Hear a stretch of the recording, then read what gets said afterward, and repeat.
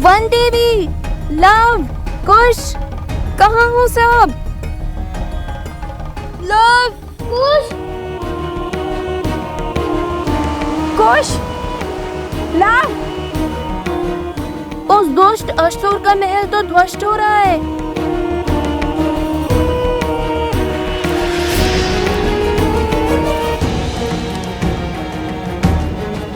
कहीं लव कुश और वन देवी को कुछ नहीं होगा उन्हें। लौटेंगे, अवश्य लौटेंगे और सुरक्षित लौटेंगे। रात्रि होने को है, प्रतीत होता है हमें उन्हें ढूंढने के लिए सहायता की आवश्यकता पड़ेगी। मैं गांव वालों को लेकर आता हूं। मेरी सेना भी आपके साथ चलेगी। सेनापति, कुछ सैनिक लेके जाइए इनके साथ।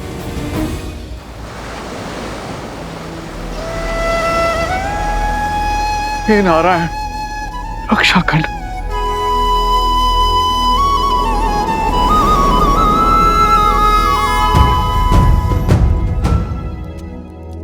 प्रभु। हनुमान, कहो कैसे आना हुआ? प्रभु को कर्तव्य में उलझे देखा तो चला आया ये सेवक सेवा करने। कर्तव्य का भार उतारने की ही तैयारी कर रहा हूं हनुमान। भरत को अयोध्या का राज्य सौंपना है, तो बस अश्वमेध यज्ञ के लिए आमंत्रित अतिथियों की सूची पढ़ रहा था। कर्तव्य और दायित्व केवल बहाने हैं, सत्य तो केवल एक ही है। उस काली रात्रि के पश्चात आप कभी ठीक से सो ही नहीं पाए प्रभु। कदाचित हर रात्रि जाग कर बिताने वाले केवल हम ही नहीं है हनुमान।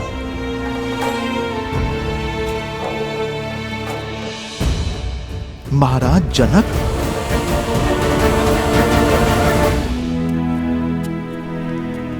जो क्षमा इतने वर्षों से मैं स्वयं को नहीं दे पाया, आशा करता हूं हनुमान कि मेरी सीता के माता पिता वो क्षमा मुझे दे पाए। प्रभु, बड़े ज्ञानी है महाराज जनक। आपका निर्णय और उसके पीछे का कारण महाराज अवश्य समझते होंगे। जाने से पहले माता सीता ने उन्हें समझाने के लिए पत्र भी तो लिखा था। जानता हूं हनुमान, सीता के समझाने पर वे अवश्य समझे होंगे, किंतु संसार में ऐसा कोई जीव नहीं जो अपने जीवन से पौत्र या नवासे का सुख खोकर दुख नहीं मनाएगा।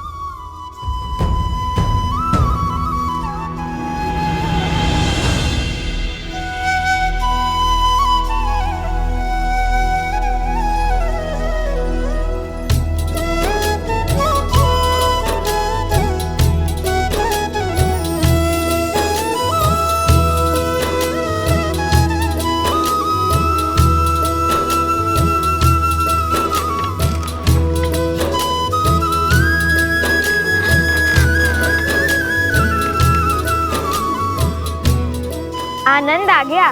क्या यात्रा थी। लगा मानो देवी फल्गु ने गोद में उठाकर प्रेम भरा झूला झुलाया हो। धर्म के पथ पर कठिनाइयों की धूप के साथ साथ सुकर्मों की शीतल छांव भी आती है पुत्रों।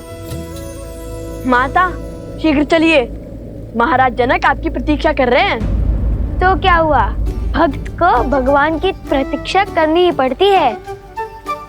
वन देवी है, इतनी सरलता से थोड़ी ही ना जाएंगी। क्यों माता? चले माता। नहीं,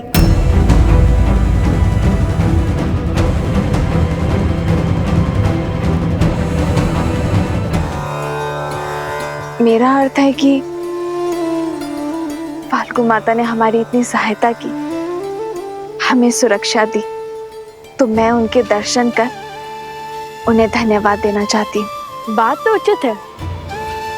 ठीक है कुश, तुम यहीं रुककर माता की रक्षा करो, मैं महाराज जनक को यहाँ लेके आता हूँ। उसकी कोई आवश्यकता नहीं है लव। किसकी आवश्यकता नहीं है? महाराज को लाने की? तुम्हारे यहाँ रुकने की। तुम दोनों जाओ। और वैसे भी अब तो यहाँ किसी असुर का भी भय नहीं है। मैं एकांत में पूजा करना चाहती हूँ। जैसी आपकी आज्ञा। रुको, मिथिला के महाराज से इस दशा में मिलोगे? तनिक अपने केश तो संभाल लो।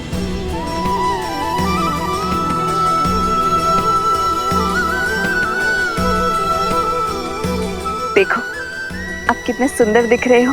और हाँ, याद रहे, महाराज जनक मेरे पिता के समान है, तो उनके आदर में कोई कमी नहीं रहनी चाहिए। समझे तुम दोनों? समझे लो भैया, पूरे सम्मान से बात करना। ये लव के लिए नहीं, ये उपदेश तुम्हारे लिए था नटखट। समझ गया।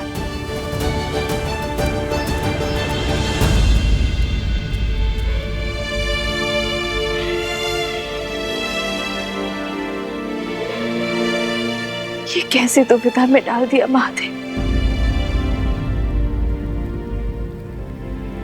शीघ्र ही लवकुश पिताश्री को यहाँ ले आएंगे, और यदि उन्होंने मुझे यहाँ ऐसे देख लिया तो नहीं। जब तक मेरे पुत्र को उनका नाम अयोध्या में उन्हें सम्मान नहीं मिल जाता, तब तक मैं अपना सत्य किसी को नहीं बता सकती, किसी को भी नहीं।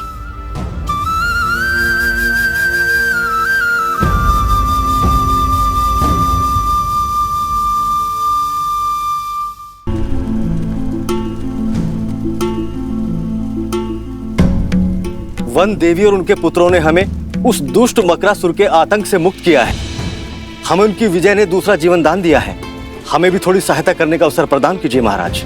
धर्म का मार्ग तो सबके लिए खुला है। सेनापति जी, हमारी सेना की एक टुकड़ी को कहिए जो इस क्षेत्र में चारों ओर फैल जाए। मुझे किसी भी मूल्य में दोनों बालक और वन देवी चाहिए, और हमारी सेना की एक टुकड़ी जल के भीतर भी जाएगी, जिसका नेतृत्व हम स्वयं करेंगे।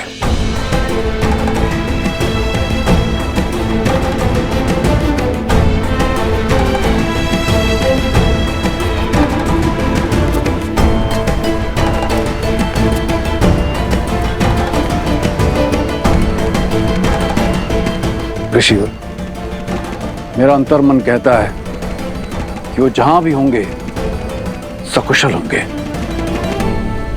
महाराज,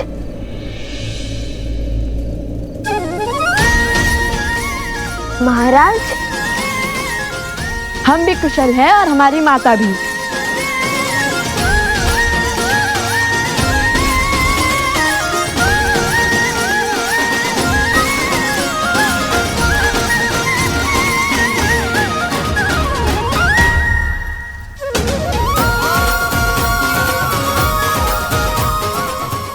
अरे झील में तो पहले ही भीगे हैं, अब क्या अपने आंसू से भी भिगोएंगे हमें? जानता था असंभव को संभव करके ही लौटोगे, विजयी होकर लौटोगे।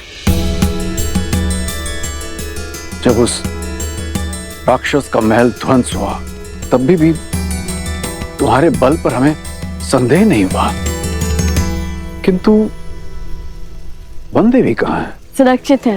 देवी फल्गु की प्रार्थना कर रही हैं। धन्यवाद जो करना है उन्हें। किंतु मैंने तो भूल से तुम्हें महादिव्य मंत्र दिया ही नहीं। मकरासुर का वध कैसे किया तुमने? दिव्य मंत्र नहीं मिला तो क्या हुआ? हमारे पास तो सदैव ही श्री राम की भक्ति की शक्ति रहती है। मैंने श्री राम का नाम लिया और वो बाण साधा और उसने मकरासुर का वध। श्री राम के नाम में अत्यंत शक्ति है।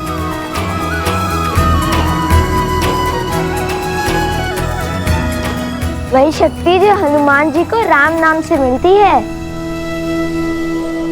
ऐसा प्रतीत हो रहा है कि तुम दोनों राम और राम कथा के प्रशंसक हो, भक्त हो उनके। पूरी कथा सुनी है या? सुनी है महाराज, हमें राम कथा का एक एक शब्द कंठस्थ है। हमसे बड़ा राम भक्त इस संसार में कोई दूसरा नहीं है।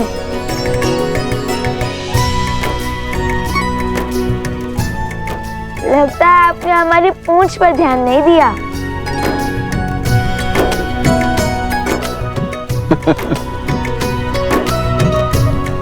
अर्थात सीधा प्रतिस्पर्धा हनुमान जी से है ना? प्रतिस्पर्धा होती तो कब के जीते होते, क्योंकि लव कुश हनुमान जी से भी बड़े राम भक्त हैं।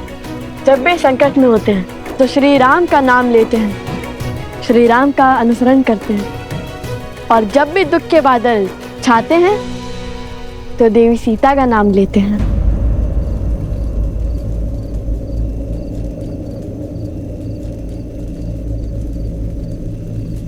सीता?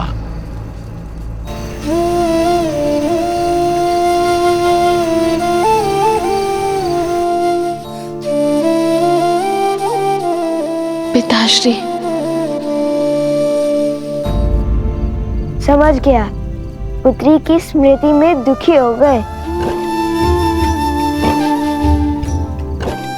माता कहती है कि पुत्री पिता का घर छोड़ पति का संसार बसाती है, इसलिए पिता की प्रिय होती है। किंतु आपकी पुत्री तो पूरी अयोध्या की प्रिय बन गई, श्री राम की अर्धांगिनी बन गई। भला आपको कैसा दुख, कैसी चिंता? आप चिंतित ना हो महाराज, हम शीघ्र ही अयोध्या जाकर श्री राम और देवी सीता को आपकी कुशलता का क्षम पहुंचाएंगे। अयोध्या? हाँ, अयोध्या, आपकी पुत्री का राज्य, उनका घर, जहाँ वो श्री राम के साथ सुख से रहती हैं।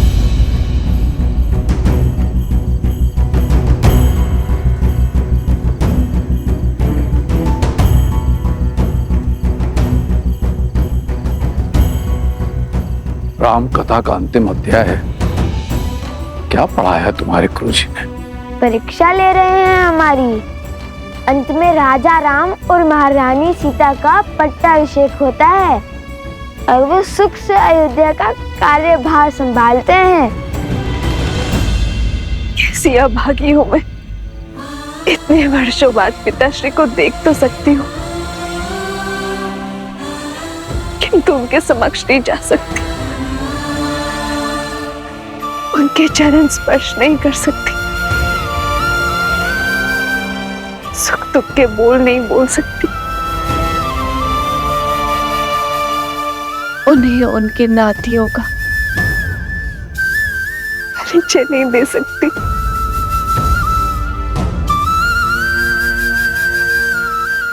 हे प्रभु, कैसा धर्म संकट है ये।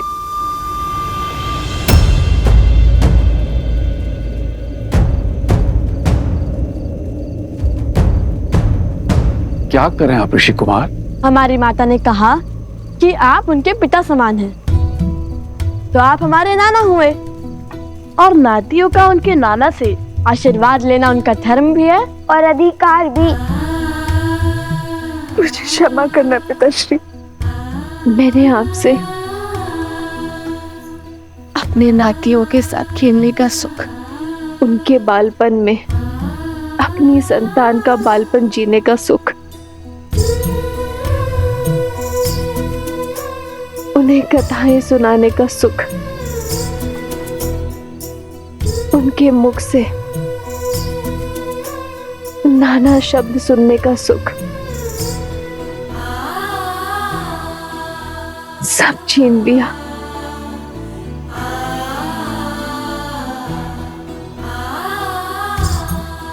कितने अभागे हैं मेरे लवकुश, जो मिथिला के ज्ञान से वंचित है। ननिहाल में उन्हें मिलने वाले प्रेम से दूर रह गए मेरे लवकुश। अब तो साक्षात देवी सीता के पिता और श्री राम के ससुर हैं। हमें शीघ्र ही उनसे भेंट करने का आशीर्वाद दे दीजिए ना। आशीर्वाद के लोभ से प्रणाम? हाँ, जानता हूँ, लोग से प्रणाम करना बुरी बात होती है। किसी के आगे नतमस्तक केवल सम्मान के लिए हुआ जाता है। किंतु मुझे लोभ आशीर्वाद का नहीं, श्री राम और माता सीता से मिलने का है।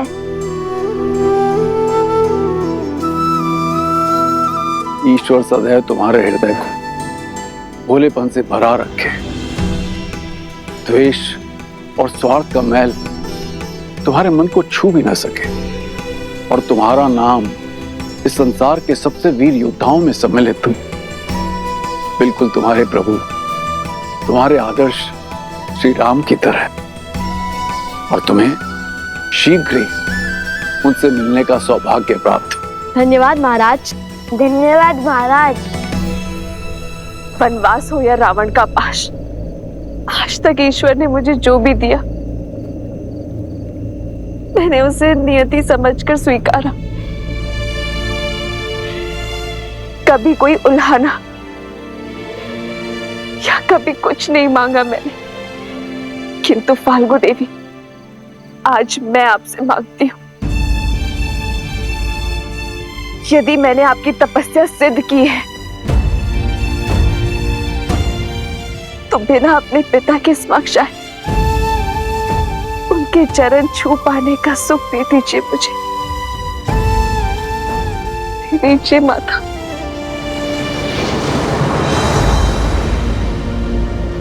तुम दोनों से मिलकर लगता है कि तुम दोनों मेरे अपने हो, मेरा अपना अंग।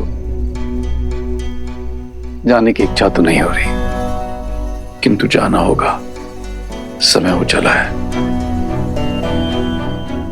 क्या तुम मेरे जाने से पूर्व मुझे अपनी माता से मिलवा सकते हो? मैं उनके दर्शन करना चाहता हूँ। अवश्य, क्यों नहीं। मुझे भी वन देवी के दर्शन करने हैं पुत्र। हाँ हाँ, हमें भी वन देवी के दर्शन करने हैं। आइए, माता इस ओर है। लव, कुश, तुम दोनों जाके वन देवी को ले आओ, तब तक हम कुछ की तैयारी करते हैं। कुश, तुम इनके साथ जाओ, मैं माता को लेकर आता हूँ। ठीक है भैया। आइए। अद्भुत युद्ध किया है तुमने कुश। अवश्य तुम्हारे धनुष में कुछ विशेष है। लो, खुद ही देख लो।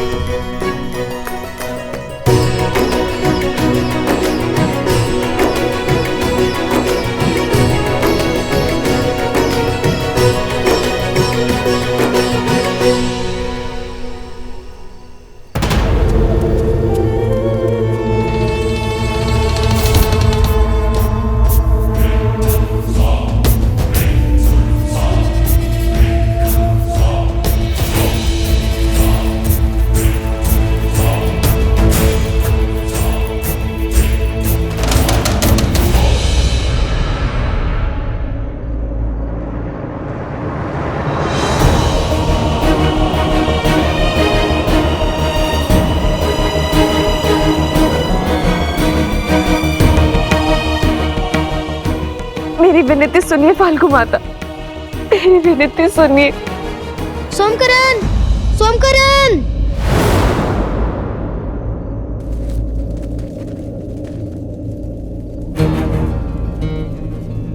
कुश, कुछ तो अनिष्ट है। या अवश्य ही कुछ की कोई शरारत होगी। आप सब यहीं रुकिए, मैं आता हूँ। सैनिकों, लव के साथ जाओ।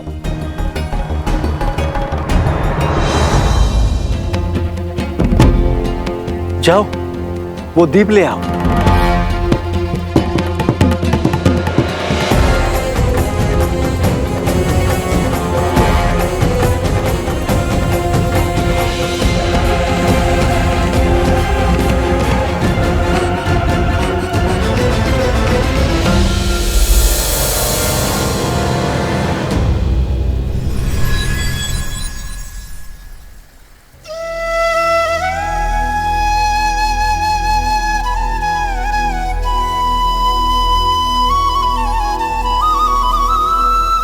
वन देवी, आपके दर्शन पाकर हम धन्य हुए।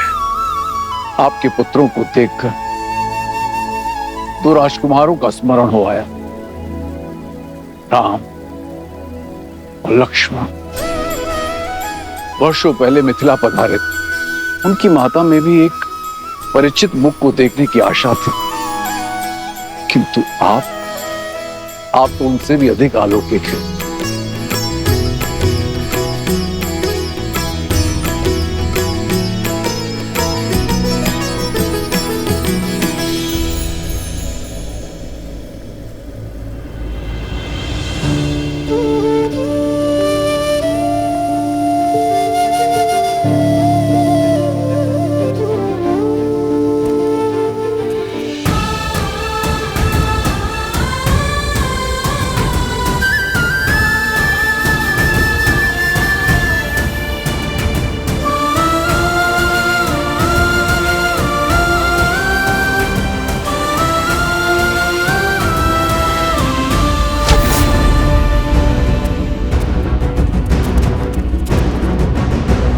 उस और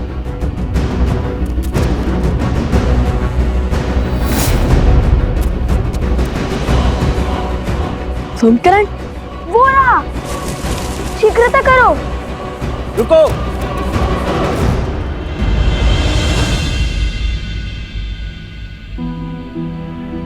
आप सब यहाँ, और माता माता कहाँ है? मैंने वन देवी के दर्शन पाने का सौभाग्य पा लिया है।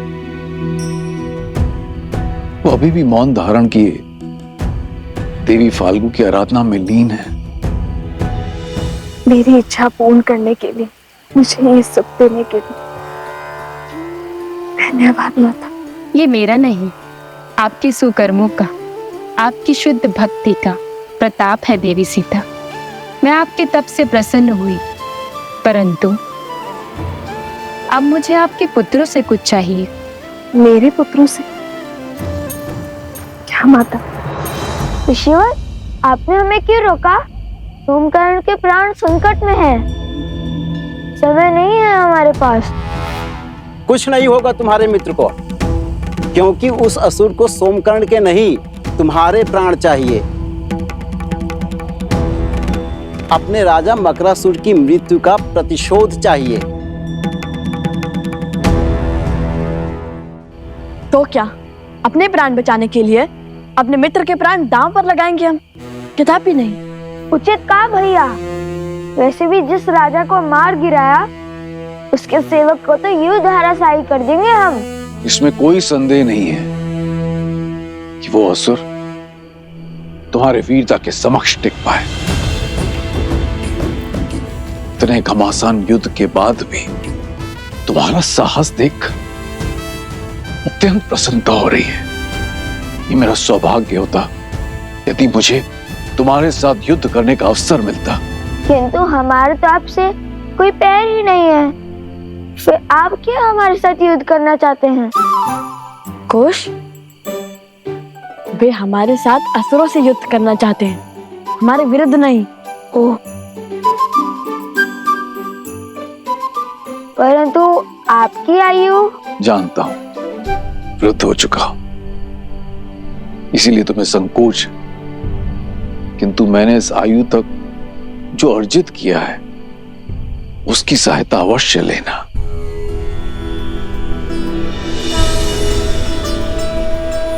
जनको मिथिलादेशः सधर्मात्मा महेश्वरः।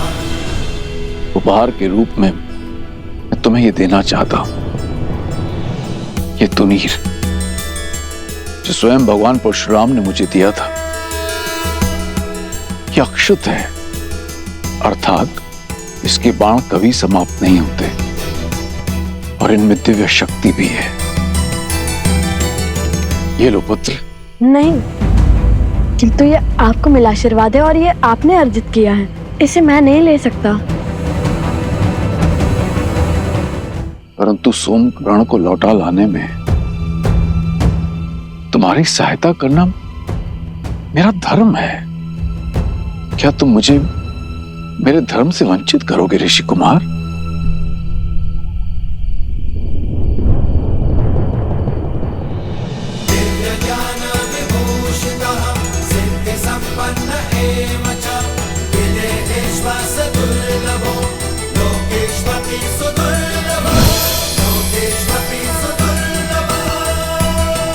विजयी भव। अब आप जाइए महाराज और हमारे लिए चिंतित ना हो। हाँ, यदि श्री राम ने चाहा तो हम शीघ्र ही ये भेंट लौटाने आएंगे।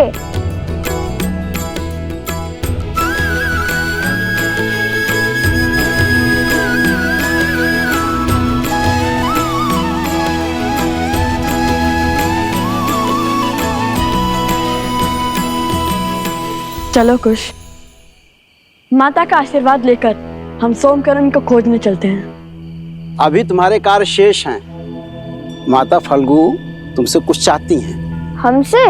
हमसे क्या? उत्तर नहीं देना था तो बोलते थे, क्यों आंखें क्यों मूंद ली? कुश, वे ध्यान कर रहे हैं।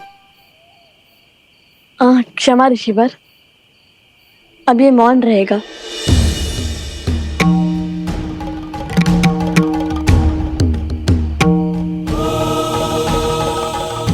आदेश दे देवी, क्या करना है मेरे पुत्रों को?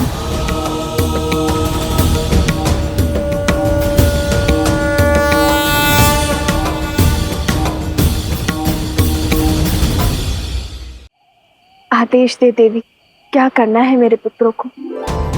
आपने और आपके पुत्रों ने मुझे नया जीवन दिया है। सीता, मैं चाहती हूँ आपके पुत्र अपने हाथों से मेरे इस तट पर एक मंदिर बनाएं, आपका।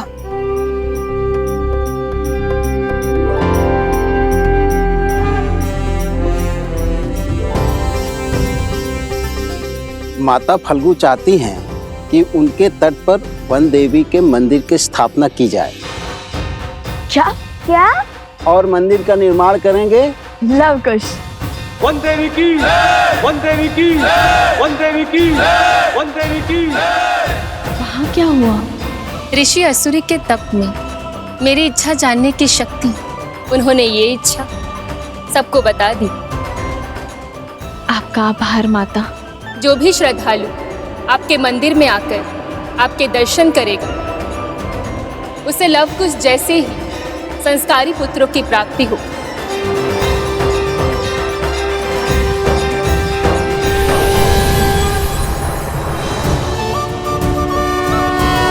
यदि हम अभी मंदिर बनाएंगे तो सोमकरण को बचाने में विलंब होगा, कष्ट में होगा वो।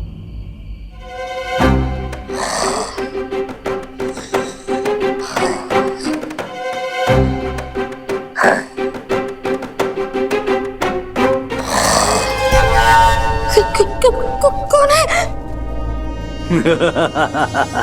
अपने ही खर्राटों से डर गए। कहने को तो तुम लोग लव और कुश के मित्र हो, और इतने कायर। कितने सालों से भूखे हो, पूरी थाली चट कर गए। मैं ही मूर्ख हूं जो तुम्हारे हाथ में धनुष देख के तुम्हें कुश समझ बैठा था। मन तो करता है तुम्हें अभी खा जाऊं, किंतु रक्त केतु अपना उद्देश्य पूरा करने के लिए तुम्हारा उपयोग करना चाहता है। रक्त केतु? वो मायावी असुर जो रक्त बहने पर मरता नहीं है, बल्कि अपना रक्त बढ़ाता जाता है।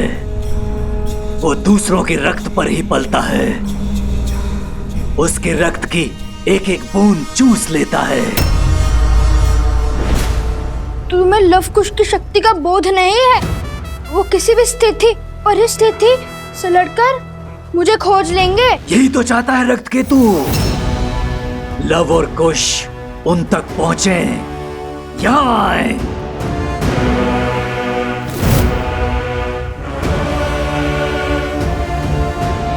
चिंतित मत हो, इस मंदिर की स्थापना से धर्म की शक्ति बढ़ेगी और अधर्म दुर्बल होगा। कुछ ही क्षण में सूर्य उदय होगा और सूरज के पहली किरण के साथ मंदिर की स्थापना करके तुम दोनों प्रस्थान करोगे। जो आज्ञा ऋषिवर। जो आज्ञा ऋषिवर।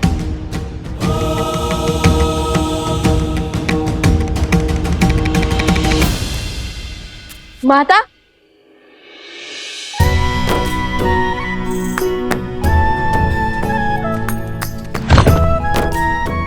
जानती है माता, देवी फल्गु ने हमें आपका मंदिर बनाने का आदेश दिया है।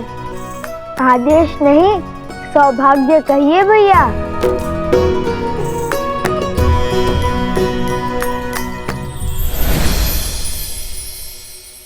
देखिए माता, महाराज जनक का तुनीर उन्होंने उपहार में दिया है हमें।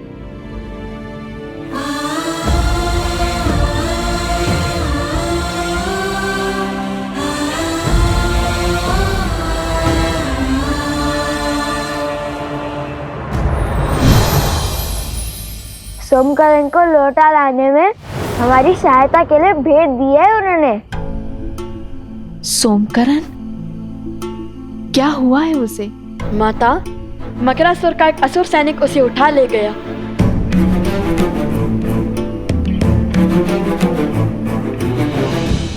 उसकी सहायता करना हमारा दायित्व है। चलो उसकी मदद करते हैं। उसकी कोई आवश्यकता नहीं है। मेरा मतलब है कि ऋषि असुर ने पहले मंदिर बनाने और फिर भोर की पहली किरण के साथ सोमकरण को खोजने का आदेश दिया है, जिससे धर्म की शक्ति बढ़ेगी और अधर्म दुर्बल होगा। उचित कहा ना ऋषिवर?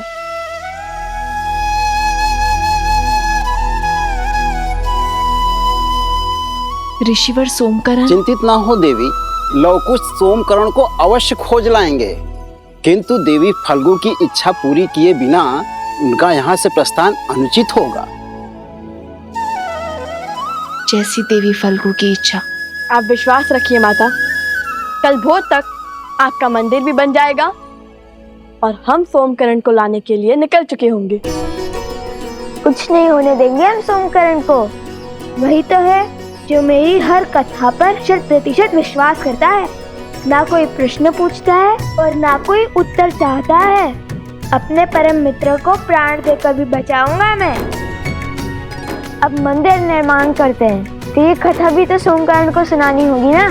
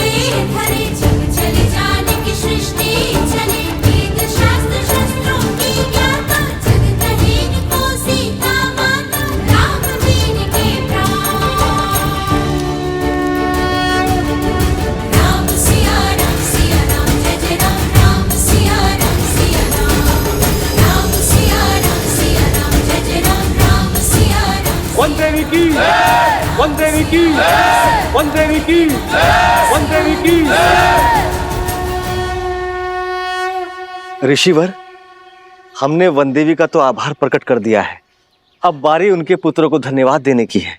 हम सब उनके आभारी हैं ऋषिवर।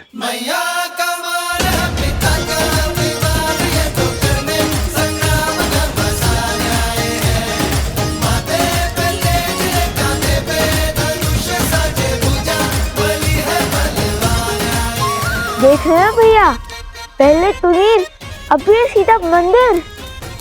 माता ने क्या कहा था कि धर्म के पथ पर धूप भी होती है और छांव भी। समझ गया।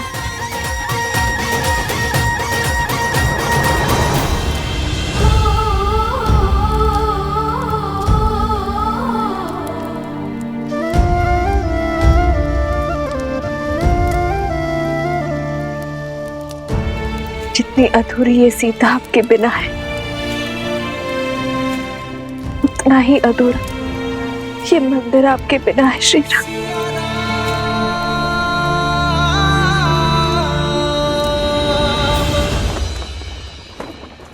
क्षमा करें प्रभु, मुझे नहीं लगता कि भरत भैया आपका ये आदेश स्वीकार करेंगे। प्रभु, वो प्राण दे देंगे किंतु आपके रहते वो अयोध्या का सिंहासन नहीं स्वीकारेंगे। भरत को मानना होगा हनुमान, क्योंकि ये उसके बड़े भाई का आग्रह नहीं, अयोध्या के महाराज का संदेश है। भरत अयोध्या के साथ प्रतिबद्ध होगा, मैं स्वयं उसका राज्याभिषेक करूंगा।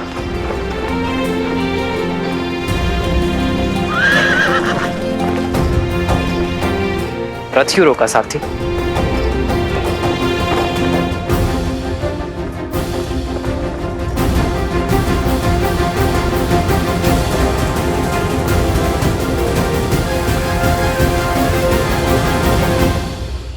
निश्चिंत होकर जाइए माता, और हमारे लिए चिंतित न हो। हम शीघ्र ही आश्रम पहुंच जाएंगे। वो भी सोमकर्ण को लेकर। ऋषि श्री ने हमें उत्तर की ओर जाने का आदेश दिया है, वही मिलेगा सोमकर्ण। वो बच तो जाएगा ना? क्यों नहीं बचेगा?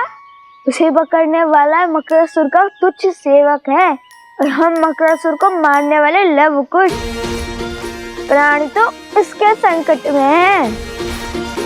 मूर्ख है जो हम जैसे वीरों से टकराने का दुस्साहस कर बैठा।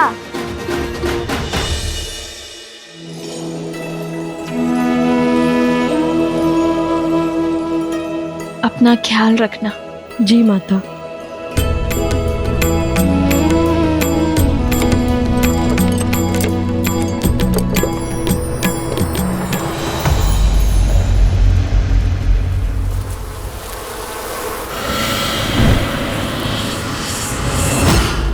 मेरा बच्चा चंद्रबाबू,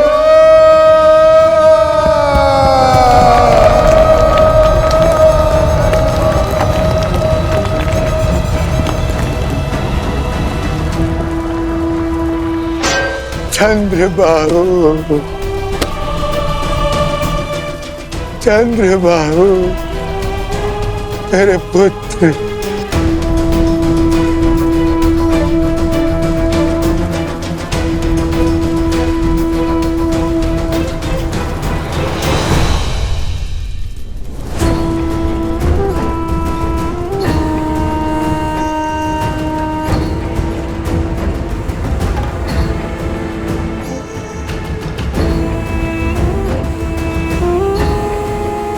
बहुत प्रसन्न होगी ना तुम? प्रसन्न होगी ना अपने पति को छलकर अपने पत्नी धर्म से विमुख होगा? अरे जिसके प्राण ले लिए उसके लिए विलाप का स्वांग क्यों? तुमने मारा है मेरे पुत्र को, तुमने। हाँ हाँ हाँ, मैंने मारा है उन्हें, मैं हूं दोषी। मैंने ही उन्हें आंख बंद करके अपने पिता का अनुसरण करने दिया, कभी उन्हें धर्म का मूल्य नहीं समझाया, न्याय और सत्य का दर्पण नहीं दिखाया।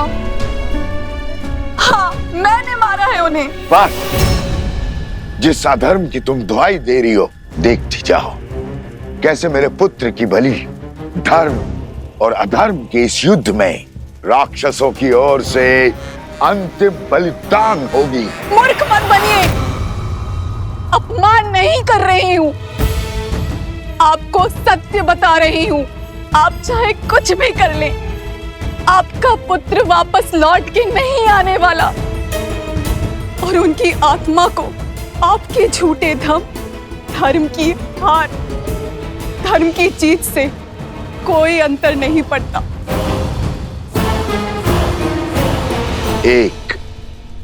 केवल एक कार्य था तुम्हारा, ब्रह्म मंत्र का जाप, उसमें भी मात खा गई।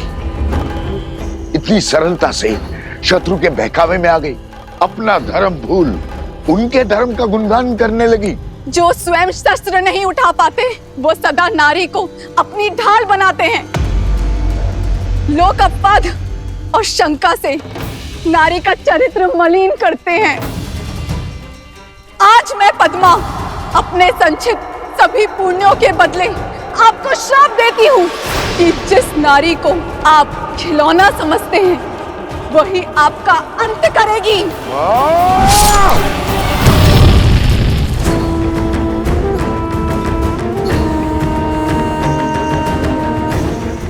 जिस नारी को आप खिलौना समझते हैं, वही आपका अंत करेगी।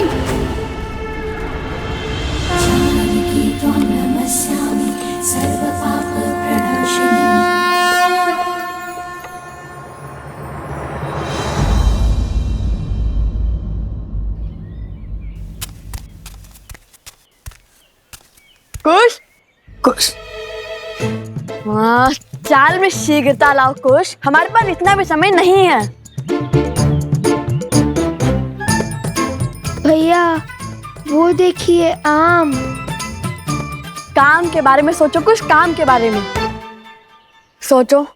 सोम किस अवस्था में होगा? भूखा होगा। उसे पीड़ा में छोड़ हम भोजन कैसे कर सकते हैं? चलो चलो।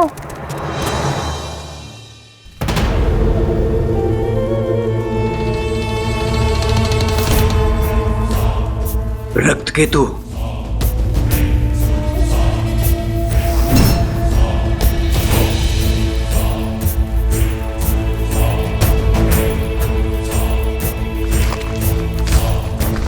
मत मारो मुझे, छोड़ दो।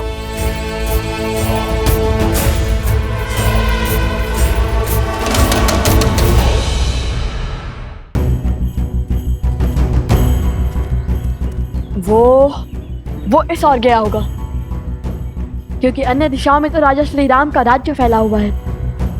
वो उसी ओर गया होगा। होगा नहीं भैया, होंगे।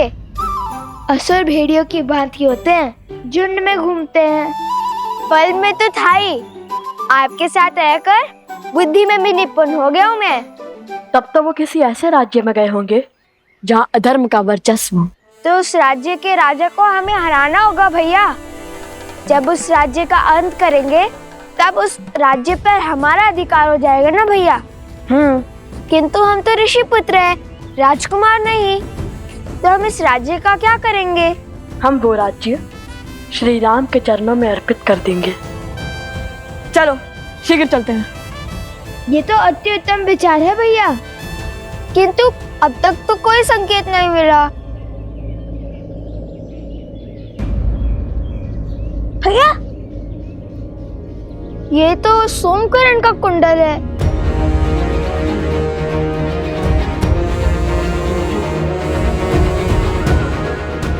अर्थात वो उसे इसी ओर ले गए होंगे। सचेत रहो भैया। श्री राम के चरणों में राज्य रखने से पहले ही हमें संकेत मिल गया। चलो अब हम केवल श्री राम की बातें ही करेंगे।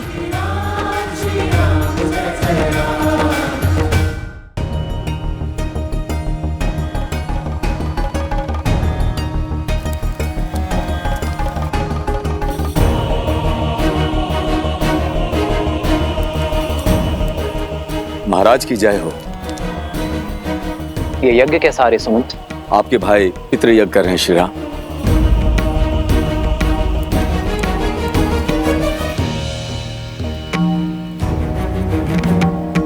अकस्मात ये पितृयज्ञ क्यों? आर्य सुमंत, प्रभु के प्रश्न का आप उत्तर दीजिए। आपने युद्ध से लौटकर राजकुमार भरत को राजभार संभालने का निर्णय किया था, और वो अपने राजा की आज्ञा को ठुकरा नहीं सकते, इसलिए वो ये यज्ञ कर रहा है।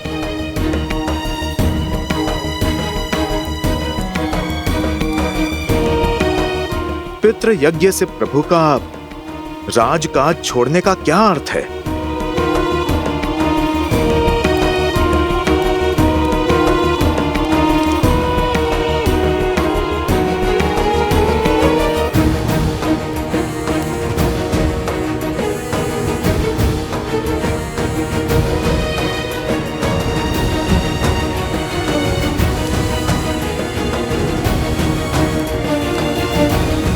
भैया आ गए। अंतिम आहुति आरंभ कीजिए गुरुदेव।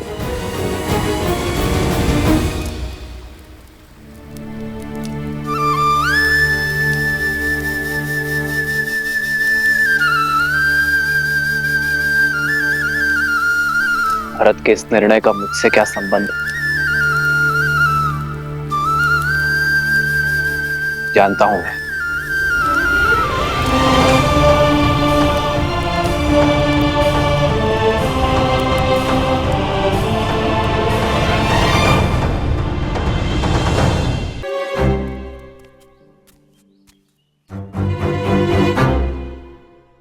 क्या हुआ? कोई संकेत मिला क्या? मिला, किंतु संकेत नहीं, प्रश्न। यदि ये युद्ध जीते तो राज्य श्री राम के चरणों में रख देंगे, है ना? हाँ।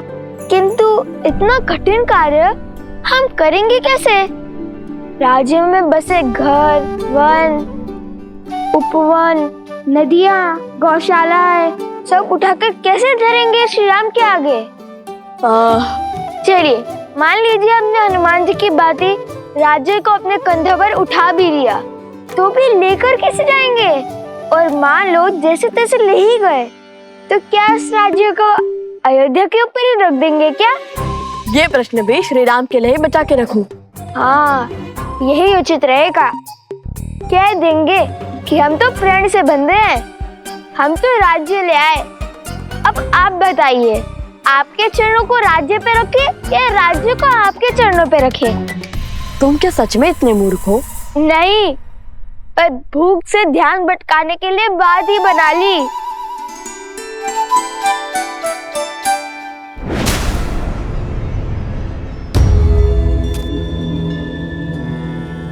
देख रहे हो सोमकरण का दूसरा कुंडल? अवश्य ही उसने हमें मार्ग दिखाने के लिए फेंका है।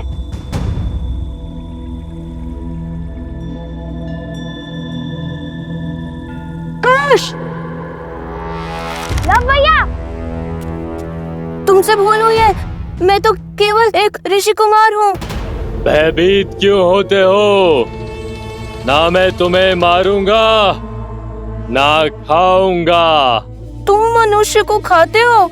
एक बार मेरी ओर देखो तो सही, जान जाओगे कि मैं क्या क्या खाता हूँ और क्या क्या करता हूँ।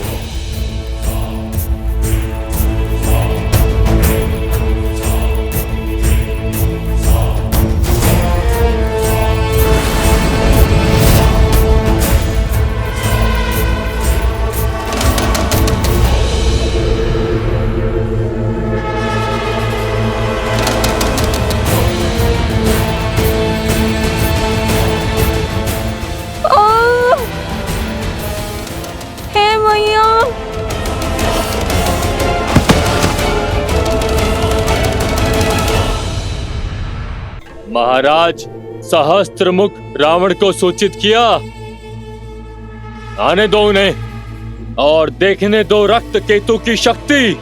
जो कार्य तुम्हारा मूर्ख मकरासुर नहीं कर पाया वो मैं करूंगा। लवकुश को अब तक इसके कुंडल मिल गए होंगे। शीघ्र वो यहाँ आएंगे और इस मायावी गुफा में लुप्त हो जाएंगे।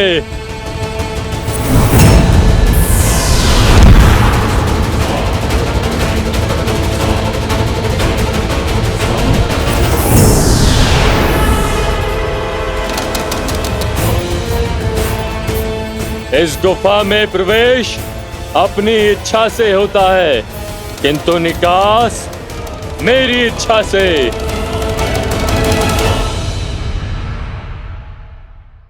लो भैया, लो। इतना क्यों चिल्लाते हो? ये देखो,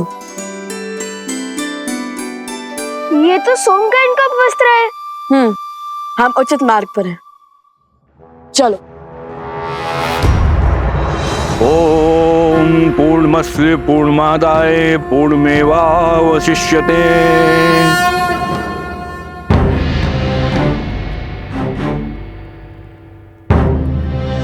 मेरे साथ बोलिए।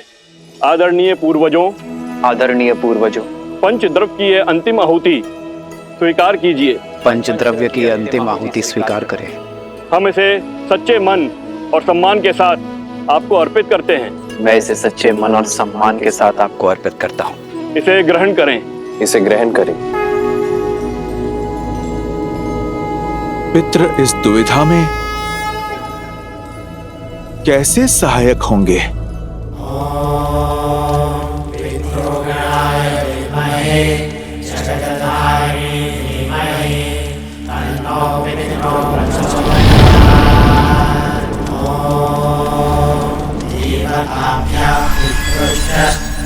महायोगेभ्यः एव च नमः स्वाहायै स्वाहायै नित्यमेव नमो नमः।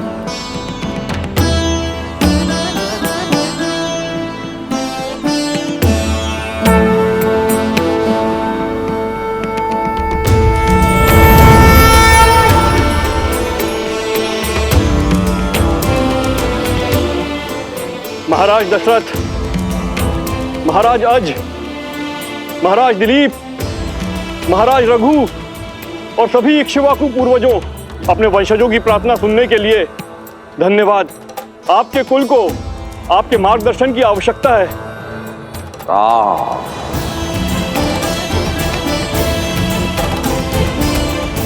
मेरे पुत्र,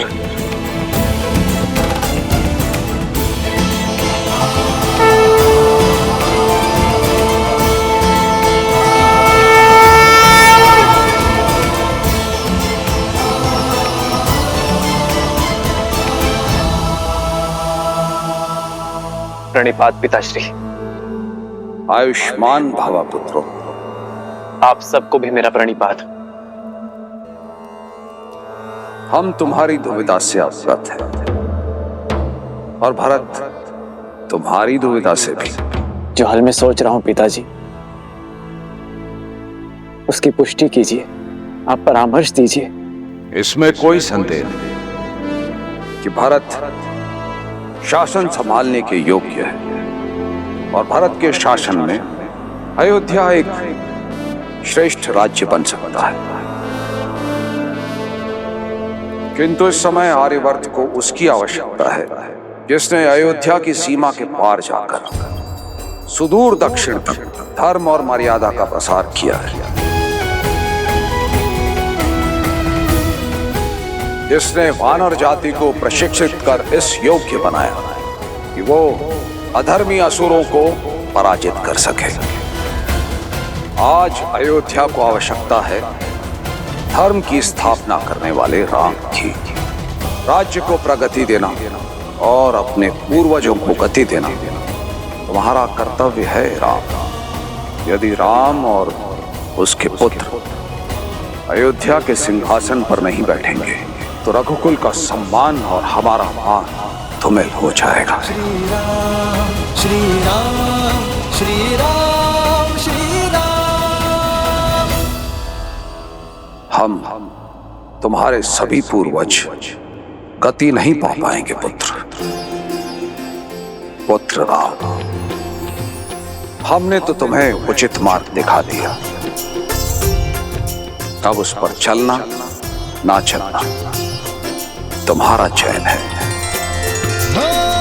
मंगल भवन मंगल हारी, द्रवहु सुदर्शन आयुष्मान भव पुत्रो। वज्र विहारी।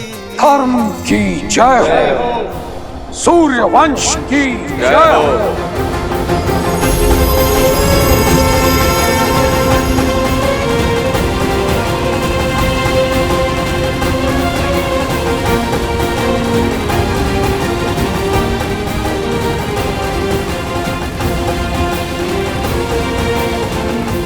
भैया,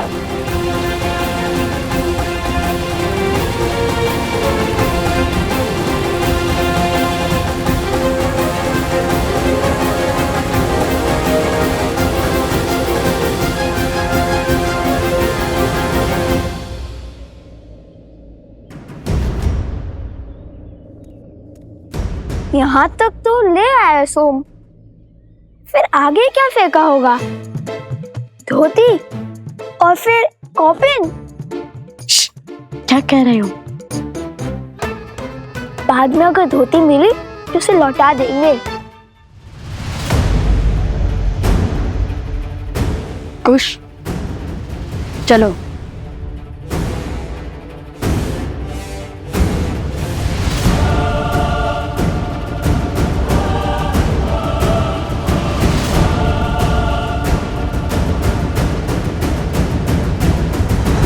जानता हूं कि तुम परिस्थितियों के पाश में उलझे हुए हो राम, किंतु मनुष्य को अनगिनत कर्तव्यों में से सदा सबसे पहले सबसे महत्वपूर्ण कर्तव्य को प्राथमिकता देनी चाहिए। जो सबसे आवश्यक है वो दायित्व निभाना चाहिए। ये पितृयज्ञ करवाकर भरत ने मुझे अपना कर्तव्य स्मरण करवा दिया आचार्य। मनुष्य का हर कर्तव्य पुत्र शब्द में छुपा है। जो पुत्र अपने पूर्वजों को पू नाम के भयावह नरक से ना उभारे, उस पुत्र का जीवन अधूरा है। और उसी अधूरे जीवन को पूर्ण करने के लिए आपका दूसरा विवाह आवश्यक है।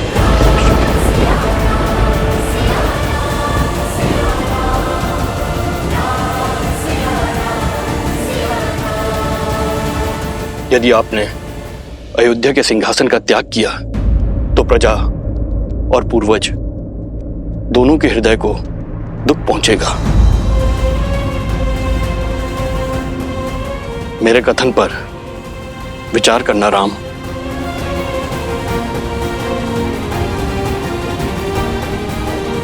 जी आचार्य। कल्याण।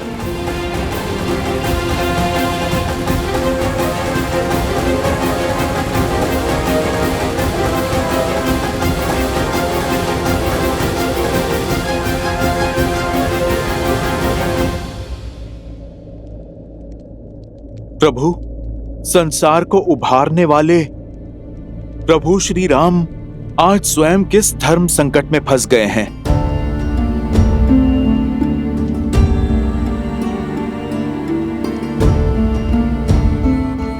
ये समय तो आना ही था हनुमान। वास्तविक धर्म युद्ध लंका में नहीं अयोध्या में है। मैंने अपना कर्तव्य निभाने के लिए सीता का त्याग तो कर दिया, अपने हृदय से सीता को दूर कभी नहीं कर पाया। कारण चाहे जो भी हो, यदि आज मैंने दूसरा विवाह किया तो ये समस्त समाज इसे अनुचित उदाहरण मान स्त्री के विरुद्ध अन्याय करता रहेगा। यदि धर्म की मूरत सीता को अन्याय मिला तो ये समूची स्त्री जाति कभी न्याय नहीं पा सकेगी हनुमान।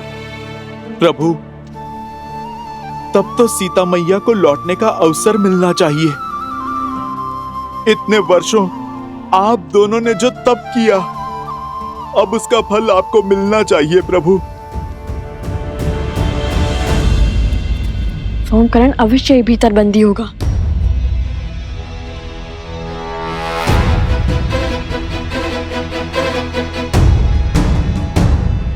प्रभु,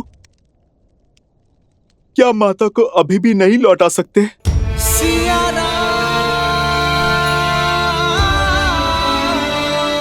अभी भी असुर और असुरी सोच जीवित है हनुमान। अधर्म को जड़ से निकालने में अब भी समय है। हमारी छोटी सी भूल लोक अपवाद की चिंगारी को भड़का सकती है।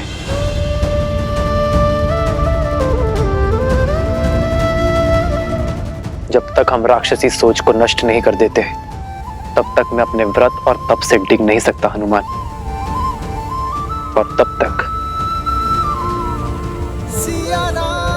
मेरी सीता और संतान अयोध्या नहीं लौट सकते।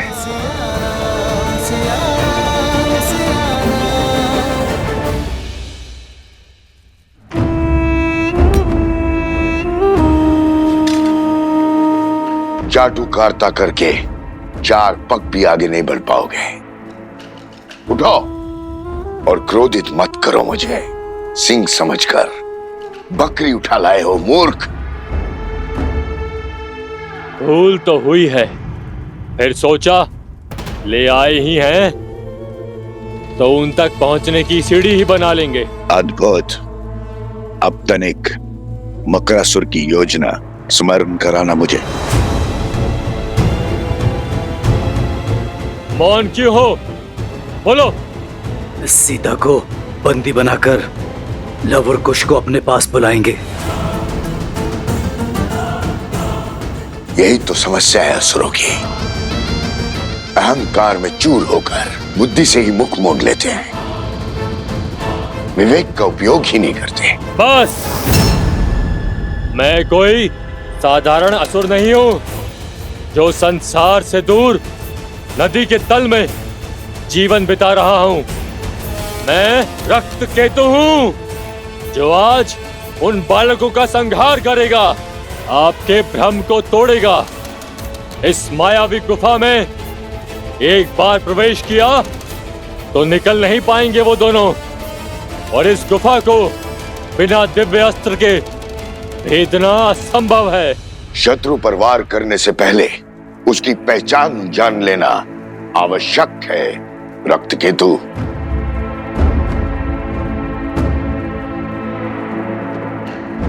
उठने का समय आ गया बालक, उठ जाओ।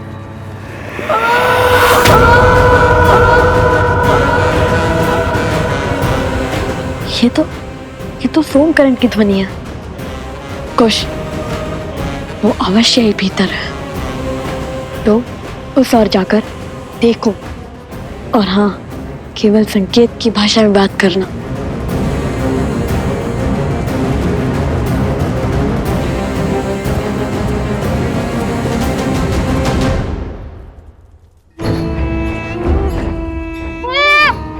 जीवित रहने की इच्छा है तो सुनो, तुम्हारे वो दो मित्र हैं, लव और कुश। तुम जानते हो वो दोनों कौन हैं? वो वन देवी के पुत्र। और ये वन देवी कौन है? लव कुश की माता। केवल लव कुश की माता नहीं, मूर्ख बालक, श्री राम की अर्धांगिनी, अयोध्या की महारानी है वो। सीता है वो, सीता।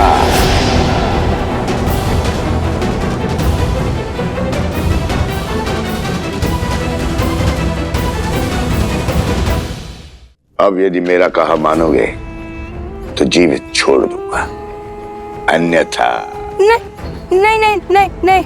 तो जो कहूंगा वो करोगे ना? हाँ। उत्तम।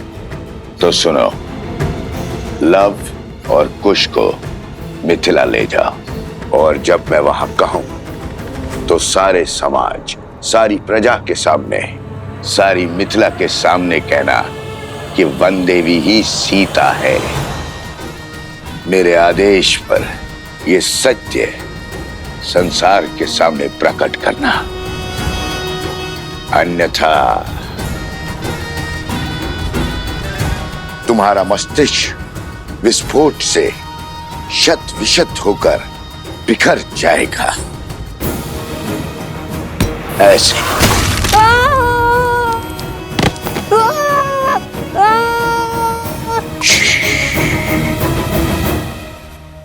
चिल्लाओ मत। सोमकर, जा, तुम मुक्त हुए। जैसा कहा वैसा ही करना। जाओ।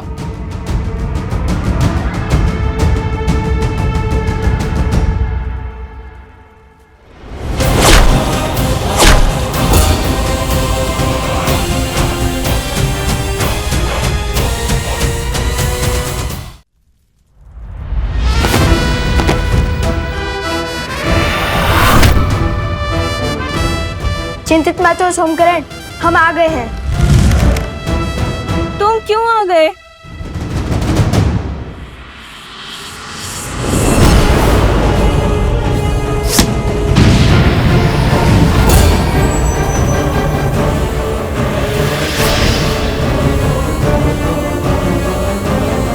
मेरी गुफा को भेद दिया, ये कैसे संभव है? जो धर्म के मार्ग पर चलते हैं, धर्म स्वयं उनकी सहायता करता है। तुम्हारे इस मायावी गुफा को भेदने के लिए महाराज जनक सहायता दे चुके हैं, और ये उनके दिव्य तुनीर से निकला हुआ दिव्यास्त्र है।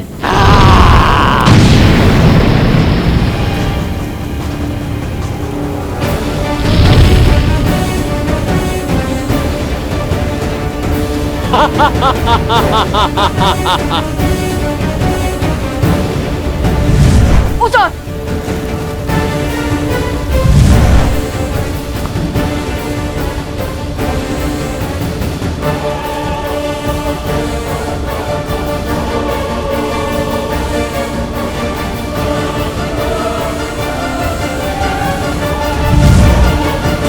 Ha ha ha ha ha!